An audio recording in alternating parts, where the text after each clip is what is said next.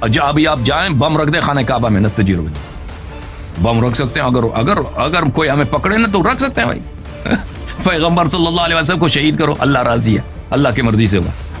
اپنے انبیاء کو بھائی ذبح کرو، قتل کرو، دیگچی میں ڈال کے پکا دو اس کو بیچارے کو، تو ظلم تو بہت ہوا ہے، اللہ کی مرضی سے ہوا ہے، بس اس کو کچھ نہ کہو، یہ تو بہت بڑا فراڈ ہے بھائی۔ جو ہمارے تک دین ناقص پہنچا، اور جو مطلب یہ سارا سب اللہ کی مرضی سے ہوا۔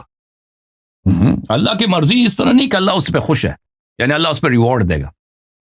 اللہ نے اس دنیا کو اس طرح بنایا ہے میرے بھائی کہ اگر کوئی گناہ کرنا چاہے اس دنیا میں تو وہ گناہ کر سکتا ہے، کیونکہ یہ دنیا کس کے لیے؟ امتحان کے لیے، دنیا امتحان کے لیے، میرے اور آپ کے لیے نا۔ ابھی اب میں نماز نہ ہم دونوں نماز نہ پڑھیں، چھوڑ سکتے ہیں نماز؟ کوئی مشکل ہے بھائی نماز نہ پڑھنا؟ جی مجھے بتاؤ، کوئی مشکل ہے نماز نہ کوئی پڑھنا؟ مشکل نہیں، رمضان کے مہینے میں ہم روزہ نہ رکھیں، کوئی مشکل ہے؟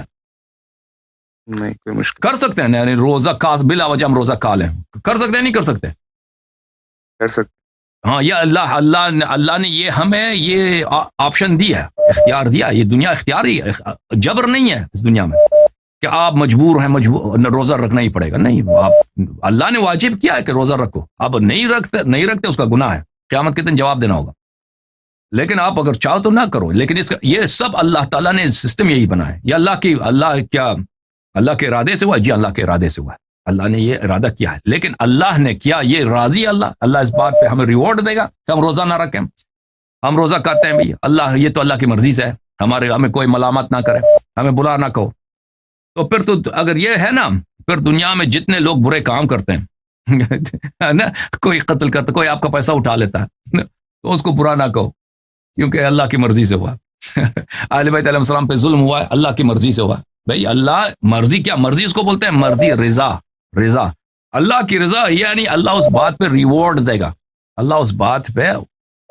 ثواب دے گا۔ نہیں، اہل بیت علیہ السلام پہ جو ظلم ہوا ہے اللہ نے اس کا حکم نہیں دیا، اللہ نے کہا کہ ظلم نہ کرو، کسی پہ بھی ظلم نہ کرو، چاہے بالخصوص انبیاء علیہ السلام پر، بالخصوص اوصیاء پر، ان سے محبت کرو، ان کی اطاعت کرو، ٹھیک ہے نا، اور ریوارڈ بھی کوئی نہیں دے گا، لیکن اگر کوئی چاہے بھلے، جی ہاں، ابھی آپ جائیں بم رکھ دیں خانہ کعبہ میں نستجیر بلّہ، بم رکھ سکتے ہیں، اگر کوئی ہمیں پکڑے نا تو رکھ سکتے ہیں بھائی، ٹھیک ہے، کوئی کسی مسجد میں لوگ بم رکھتے ہیں، لوگ مرتے ہیں، تو خانہ کعبہ میں بھی ہو سکتا ہے، پہلے بھی مسلمانوں نے کیا، خانہ کعبہ کو مسمار کیا مسلمانوں نے، تو یہ کیا اللہ سے راضی ہے؟ نہیں، اللہ راضی نہیں ہے، لیکن یہ دنیا سسٹم ہی یہی ہے بھائی، اس کا کوئی اور طریقہ کار ہی نہیں ہے کہ اچھے کو برے سے جدا کرنا، کہ اچھوں کو روز قیامت ان کو ریوارڈ دیا جائے، ان کو ثواب دیا جائے، ان کو جنت دیا جائے، اور جو فضول لوگ ہیں جنہوں نے غلط کام کیا ان کو جہنم بھیجا جائے، اس کے کوئی طریقہ کار ہی، یہ سسٹم اللہ نے بہت حکمت کے ساتھ بنایا، سسٹم بڑا حکیمانہ ہے، اور یہ بھائی دھوکہ دینا کہ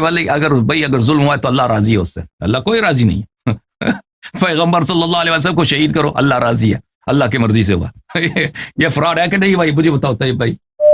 ہاں فراڈ ہے یہ تو، میں تو اسی لیے سمجھتا ہوں۔ خیر، ہاں، جن لوگ دیکھو یہود جو تھے نا، قرآن مجید میں آیت ہے وَتَقْتُلُونَ الْأَنْبِيَاءَ بِغَيْرِ الْحَقِّ، کہ یہود جو ہے انبیاء علیہ السلام کو قتل کرتے تھے، اپنے انبیاء کو بھائی ذبح کرو، قتل کرو، دیگچی میں ڈال کے پکا دو اس کو بیچارے کو، نبی کو، بہت سارے انبیاء گزرے، تو ظلم تو بہت ہوا ہے، اللہ کی مرضی سے ہوا ہے، بس اس کو کچھ نہ کہو، یہ تو بہت بڑا فراڈ ہے بھائی ایسا فراڈ عوام کو شیعہ فرقہ میں عقیدہ بدع یہ عقیدہ بدع کسے کہتے ہیں؟ یہ کیسا عقیدہ ہے؟ اہل تشیع فرقے میں یہ عقیدہ بدع، تو یہ کیسا ہے عقیدہ ہے؟ اور بدع یہ ہے کہ اگر اللہ تعالیٰ کو، پہلی بات یہ ہے کہ اللہ تعالیٰ کو سب کچھ معلوم ہے، ان کے انجام سے پہلے بے شک جو کچھ دنیا میں ہوتا جی ہے جی یا ہو چکا ہے سب اللہ کو معلوم ہے، ٹھیک ہے، اللہ بے میں کوئی شک جہل نہیں ہے، اللہ کے علم میں کوئی جہل نہیں،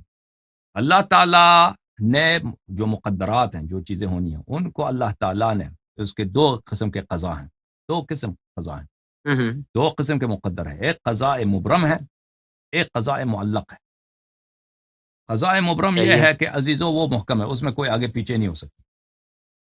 قضاء معلق یہ ہے کہ مثلا کہ اگر انسان نیکی کرے، مثلا روایات میں ہے، آپ لوگوں کی کتب میں بھی ہے کہ اگر کوئی مثلا احسان بالوالدین کرتا ہے، یا کوئی صدقہ دے دیتا ہے، یا دعا کر دیتا ہے، تو اس سے بلا دور ہو جاتی ہے، انسان کے عمر میں صحیح ہے۔ اضافہ ہوتا ہے، انسان کے رزق میں اضافہ ہوتا ہے، ٹھیک ہے نا؟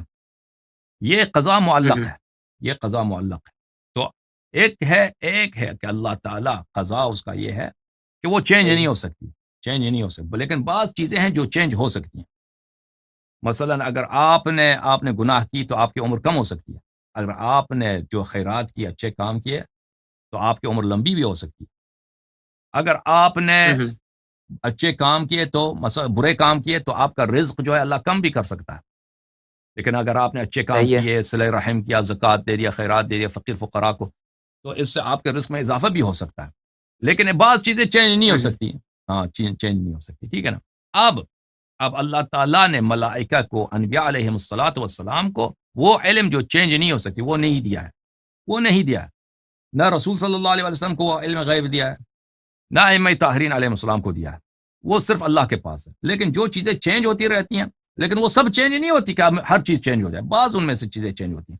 وہ جو ہے اللہ تعالیٰ نے ملائکہ کو اور انبیاء علیہ السلام کو اور اہل بیت طاہرین علیہ السلام کو عطا کیا ہے۔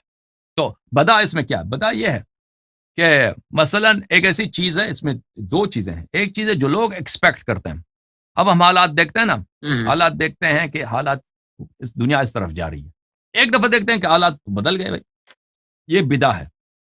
یہ بدا کس لیے؟ یہ ہمارے ایکسپیکٹیشن کے لحاظ سے، کہ ہم ایکسپیکٹ یہ کر رہے تھے، ہماری توقع یہ تھی کہ دنیا اس طرف جا رہی ہے۔ مثلا ہم توقع کر رہے تھے کہ دنیا میں امن ہوگا، لیکن اچانک ایک جنگ شروع ہو گئی، اس کو بھی بدا کہتے ہیں، اس کو بھی بدا کہتے ہیں، لیکن بدا کہتے ہیں اچھا، کیونکہ ہماری ایکسپیکٹیشن۔ ایک بدا وہ یہ ہے کہ اللہ نے اپنے نبی صلی اللہ علیہ وسلم کو، ائمہ طاہرین علیہ السلام کو کوئی بات بتائی ہے، مثلا فلاں شخص کا عمر اتنا ہوگا۔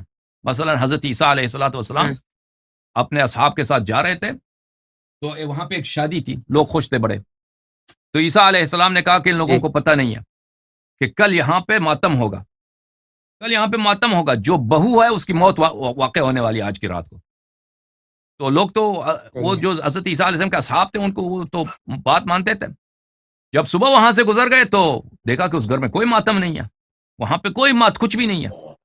تو لوگوں نے کہا کہ یا روح اللہ، کیا ہوا؟ آپ نے تو کہا تھا کہ ماتم ہوگی۔ تو حضرت عیسیٰ علیہ السلام نے کہا چلے چلتے ہیں۔